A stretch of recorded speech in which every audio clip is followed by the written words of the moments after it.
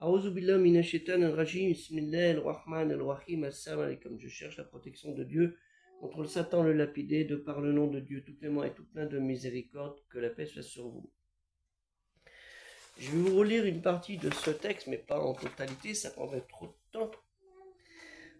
Ça faisait partie d'un petit fascicule qu'on avait mis à la mosquée de Malakoff à Nantes dans les années 80, dans les années 90, on va dire, pour expliquer un peu ce que c'est que l'islam, ce qu'on dit l'islam, la religion musulmane, en bref. Et là, je suis à la page 31, un texte que j'avais tapé à la machine, parce qu'à l'époque, on n'avait pas des ordinateurs, et on ne faisait pas du copier-coller, et on travaillait avec un peu nos livres et autres choses qui étaient en notre possession. Sur le concept, je tiens à remercier tous ceux qui aident le projet culturel musulman universel, donc vous verrez le lien pour aider dans Tipeee, soit vous cliquez dans Tipeee, ou alors vous irez, je vous mettrai le lien de PayPal, ou de tous les pays du monde, certains pays du monde, vous pourrez verser une somme, la somme que vous voulez et que vous pouvez surtout. On vous en remercie à l'avance pour aider à acquérir des livres et surtout le grand projet culturel musulman universel, un bibliobus, et tout ce qui s'ensuit avec, naturellement. Parce que s'il n'y a rien dedans, ça ne sert à rien. Et si on a les livres et les objets, si on n'a pas le bibliobus, ça ne sert à rien non plus. Merci d'avance. Zakallah khair. Le concept de culte en islam est plus souvent mal compris, même par certains musulmans. Par culte, on entend en général l'exécution de certains actes rituels comme la prière, al-salat, le jeûne, saoum, la charité, le zakat, etc., le pèlerinage, le hajj.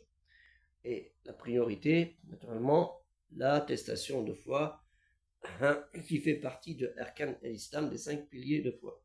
L'attestation de foi de l'unicité en Dieu. Cette conception limitée du culte ne représente qu'une partie de sa signification en islam. Pour cette raison, la définition traditionnelle du culte en islam, l'obéissance dans l'obédience, comme j'aime bien le dire, l'assujettissement volontaire avec crainte et amour en Dieu, est étendue. Elle englobe à peu près, ça c'est ce que je rajoute, il n'y était pas à l'époque, elle englobe à peu près toutes les activités de l'individu. Son corps, son esprit et son comportement. Pour faire en gros. Ça, je ne l'ai pas mis dans le texte. Cette définition est à peu près la suivante. Le terme de culte englobe toutes les actions et les paroles intérieures et extérieures accomplies par une personne et que Dieu aura aimé. En d'autres termes, le culte comprend tout ce qu'un individu dit ou fait pour plaire à Dieu. Allah Ta'ala lui est trop exalté soit-il. C'est pas dans le texte. Cela englobe bien entendu les rites, les croyances, les activités sociales ainsi que les contributions personnelles au bien-être de ses semblables. Contribution personnelle, ce n'est pas que financière.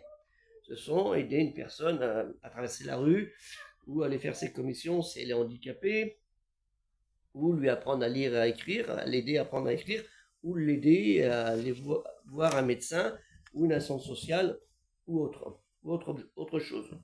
L'islam considère qu'un individu est un tout. Il doit se soumettre entièrement à Dieu. Allah Ta'ala lui est trop exalté soit-il, c'est pas dans le texte. Comme le Coran, el-Qur'an, la révélation récitée, c'est pas dans le texte, a ordonné au prophète Mohammed, sallallahu alayhi wa sallam, sur lui salut et la paix, de le faire. Et c'est pour ça qu'Allah Ta'ala, Dieu est trop exalté, nous dit dans la sourate 6, el-Anam, les bestiaux, versets 162 et 163, ô à Mohammed, ma prière, mon sacrifice, ma vie et ma mort appartiennent à Dieu. Au 160 verset suivant, il n'a pas d'égal et je dois être parmi ceux qui se soumettent à lui, c'est-à-dire les musulmans, les obéissants dans l'obédience. Il découle tout naturellement ce geste d'obéissance, de soumission, que les actes de chacun doivent être conformes aux instructions de celui, c'est-à-dire de Dieu, à qui il se soumet. Il a l'obéissance avec amour et crainte. L'islam est un mode de vie et tant que qu'elle exige de ses disciples qu'ils modèlent les aspects de leur vie religieuse et ou autre, suivant ses préceptes, naturellement. Cela peut paraître étrange à ceux qui pensent que la religion personnelle entre l'individu et Dieu et qu'elle n'a aucune influence sur leur activité en dehors des actes rituels. Il y a certains qui disent, moi, je mets la religion de côté, c'est pas ça qui va m'empêcher de vivre et de bien me comporter. Oui, mais la récompense que tu as sur le bas monde n'a rien à voir avec la récompense que tu auras dans l'au-delà. C'est le sens que nous avons, nous, en tant que croyants. Nous croyons à l'au-delà, à la rémission de nos péchés, et aussi, ça, c'est pas dans le texte, je rajoute. Pour tout dire, l'islam n'attache que peu d'importance aux rites eux-mêmes lorsqu'ils sont exécutés de façon mécanique. Tu vas pas faire la prière, comme on dit, comme les... Ça, c'est un imam égyptien qui me l'avait expliqué quand j'étais à Groyem, ou à Grolec, comme ça le disent. C'est pas loin entre Albi et Toulouse. Je travaillais dans l'industrie du cuir à l'époque. Comme être contre-maître. Donc il expliquait, les gens ils viennent à la prière, mais elles sont un peu comme des poules. Vous voyez, machinalement. C'est un grand imam égyptien. Hein. Il est parti parce qu'il était fatigué, les gens ne voulaient pas écouter. Le croyant s'adresse aux croyants. Hein, le Coran, Al-Qur'an, je veux dire Al-Qur'an, la parole de Dieu, Kalimati Allah, pas dans le texte, s'adresse aux croyants et aux autres gens du livre, Aoula Al-Kitab. Hein, ça c'est important aussi parce que Al-Qur'an s'adresse à tout le monde. Hein, qui discutait du changement de direction de la Qibla dans ce verset suivant. C'était par rapport à ce verset suivant. Et où Allah Ta'ala, Dieu très haut exalté soit-il, nous dit dans la sourate 2 Al-Baqarah, au verset 177, qui est dans les dernières révélations de la parole de Dieu au prophète Mohammed sallallahu alayhi wa sallam, dans les dernières années, on va dire, la pitié ne consiste pas à tourner votre face vers l'Orient ou l'Occident. L'homme bon est celui qui croit en Dieu, au jour dernier, aux anges, aux livres et aux prophètes, avec un X, un prophète avec un S, celui qui, pour l'amour de Dieu, donne de son bien à ses proches, aux orphelins, aux pauvres, aux voyageurs, aux mendiants, et pour le rachat des captifs. Donc ceux qui font des conneries actuellement dans certains pays, au nom de l'islam, et qui prennent des gens comme esclaves, comme captifs, devraient aussi faire le contraire, aider, être compatissants. Ceux qui, pour l'amour de Dieu, s'acquittent de la prière, al-salat, celui qui fait l'aumône, al-zakat, ceux qui remplissent leurs engagements, ceux qui sont patients dans l'adversité, il en manque beaucoup de ce côté-là.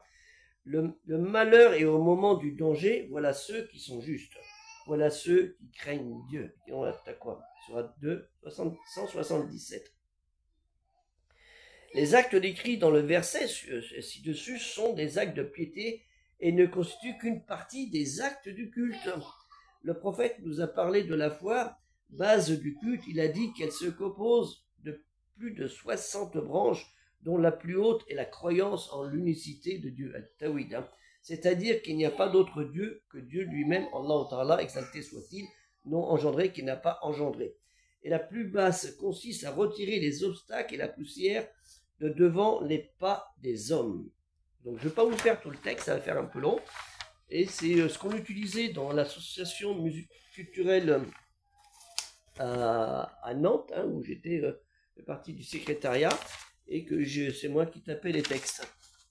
C'est un petit travail que nous faisions. Donc on espère que dans les associations dites culturelles musulmanes, vous fassiez la même chose, que vous diffusiez au cas où, avec les moyens que vous avez maintenant, au lieu d'acheter des lustres à 50 000 euros, vous faites un petit imprimé, vous l'offrez aux gens, ou moyennement 1 euro ou 50 centimes, le prix de l'imprimante, pas pour vous faire de l'argent. Comme ça, les gens l'auront à la maison et pourront le lire à leurs enfants et à leur épouse. Que la paix soit sur vous, assalamu alaikum, et aider le projet culturel musulman universel par un don fraternel et généreux.